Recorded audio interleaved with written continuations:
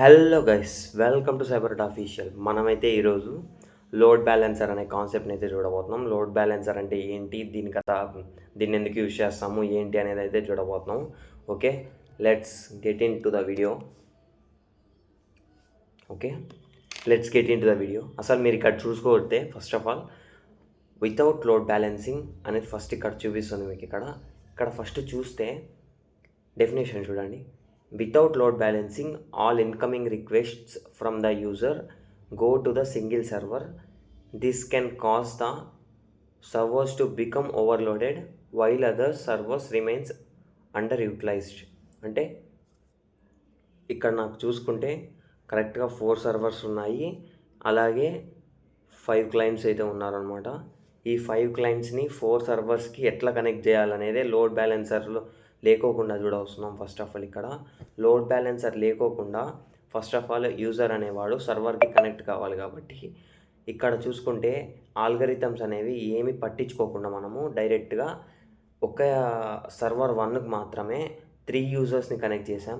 అలాగే 5th user server 4 connect అయ్యాడు. ఇలాగా 10 మంది క్లయింట్స్ ఒకే సర్వర్ మీద పడితే అప్పుడు ఆ సర్వర్ అనేది ఓవర్లోడ్ అయిపోతుంది అనమాట. ఇక్కడ దీనివల్ల మనకి పర్ఫార్మెన్స్ అనేది స్లో అవుతుంది, స్కేలబిలిటీ అనేది కాదు, సర్వర్స్ అన్నీ పని చెయ్యవు. అప్పుడు నువ్వు సర్వర్స్ కొని కూడా వేస్ట్ అనమాట. ఇక్కడ లోడ్ బ్యాలెన్సింగ్లో ఇక్కడ నీకు ఇప్పుడు విత్ లోడ్ బ్యాలెన్సింగ్ అయితే చూద్దాం నెక్స్ట్ స్లైడ్లో. ఓకే, ఇక్కడ చూడండి విత్ లోడ్ బ్యాలెన్సింగ్. అసలు with load balancing, incoming requests are distributed evenly across multiple servers. This ensures optimal resource usages, better performance and high availability. ఇక్కడ నేను చదివిండేది మీకు అర్థం కాకుంటే ఇంకొకసారి చెప్తాను చూడండి. ఇక్కడ ఉన్న సర్వర్స్ని మొత్తం మనం యూటిలైజ్ చేస్తున్నాము, ఈవెన్గా ప్రతి సర్వర్కి డిస్ట్రిబ్యూట్ చేస్తున్నాము. అలాగే మనం ఇక్కడ ఏం చేస్తున్నామంటే ప్రతి సర్వర్కి వర్క్ చేయించుకుంటున్నాము, ప్రతి సర్వర్కి వర్క్ అవుతుంది. అలాగే ప్రతి క్లయింట్ ఈజీగా రెస్పాన్స్ తెచ్చుకుంటున్నాడు, టైం కూడా సేవ్ అవుతుంది, స్కేలబిలిటీ ఎక్కువ, అవైలబిలిటీ ఎక్కువ, రిస్క్ తక్కువ, ఓవర్లోడ్ అయ్యే ఛాన్సెస్ అయితే చాలా తక్కువ.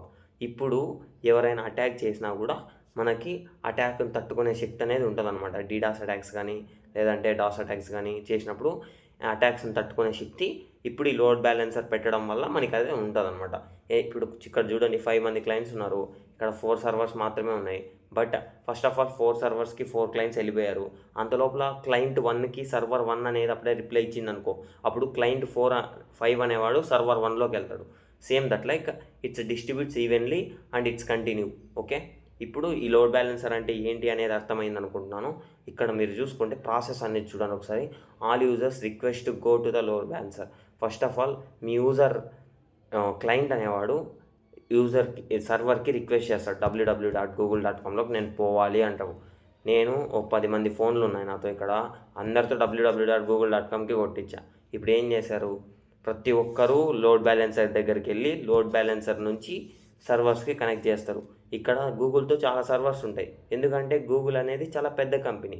That's why they have more servers. చిన్న స్టార్టప్స్ అయితే 2 సర్వర్స్ 1 సర్వర్తోనే మెయింటైన్ చేస్తారు. అలాగే మా కాలేజ్లో కూడా సర్వర్స్ ఉన్నాయి. మా కాలేజ్లో ఎందుకు ఉన్నాయంటే మా కాలేజ్లో ల్యాబ్స్ ఉన్నాయి, ల్యాబ్స్లో సర్వర్స్ ఉంటాయన్నమాట. ఇలాగా ప్రతి కాలేజీకి, ప్రతి ఇన్స్టిట్యూషన్కి, ప్రతి కార్పొరేట్ ఆఫీస్కి సర్వర్స్ అనేవి మెయింటైన్ చేస్తారు.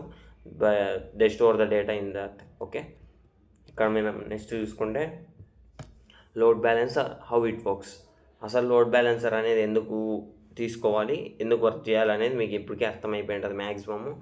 డైవర్ట్ చేయడానికి, ప్రతి ఒక్క యూజర్ని, ప్రతి ఒక్క క్లయింట్ని ఈజీగా రెస్పాన్స్ టైంని ఈజీగా తగ్గించి, అవైలబిలిటీని పెంచి, రిస్క్ని తగ్గించుకొని, ఓవర్లోడ్ కాకుండా సర్వర్స్ని మెయింటైన్ చేయడానికి యూజ్ చేస్తాం లోడ్ బ్యాలెన్సర్స్ అనేవి.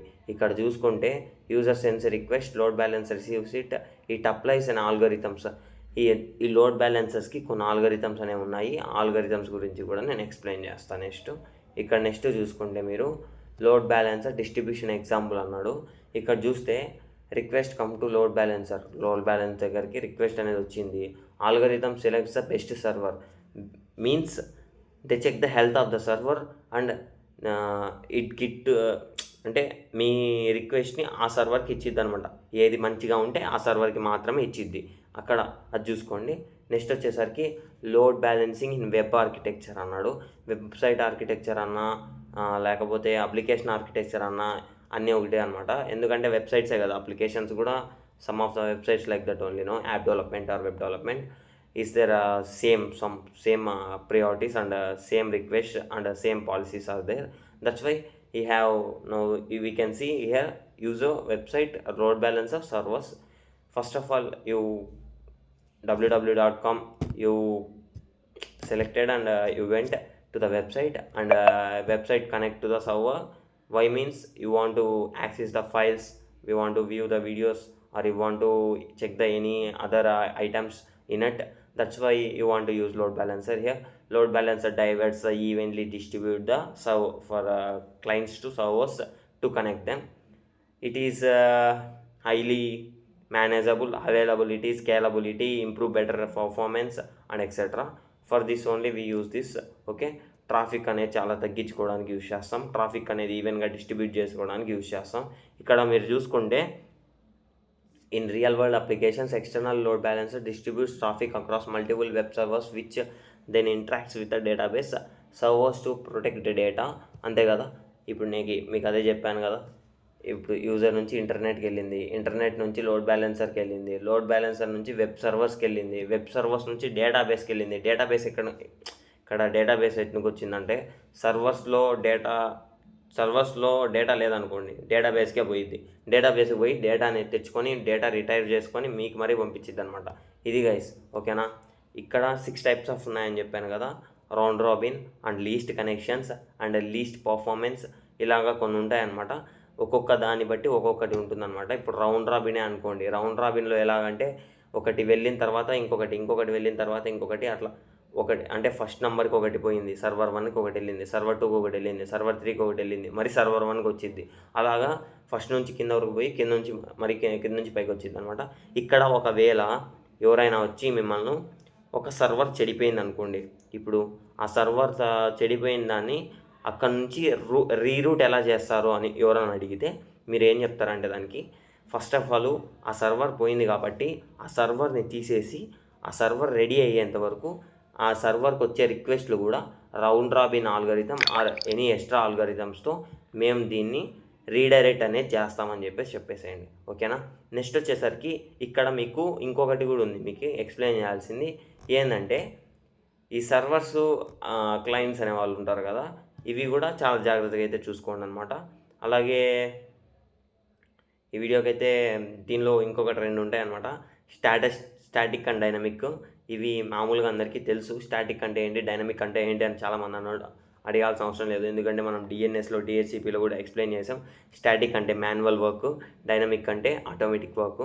స్టాటిక్లో కూడా ఇక్కడ కొన్ని ఆల్గరిథమ్స్ ఉంటాయి, డైనమిక్లో కొన్ని ఆల్గరిథమ్స్ ఉంటాయి. దే పర్ఫామ్ డిఫరెంట్ అనమాట. స్టాటిక్ అనేవి కొన్ని ఫిక్స్డ్ ఆల్గరిథమ్స్, బట్ డైనమిక్ అనేవి కొద్దిగా different algorithms. We can change in that, but static అనేవి చేంజ్ చేయలేమన్నమాట దీనిలో. ఇదే గైస్, ఇంతవరకు ఈ వీడియో అయితే చూసింటే లైక్ చేసి సబ్స్క్రైబ్ చేసేసుకోండి వీడియో ఛానల్ని అయితే.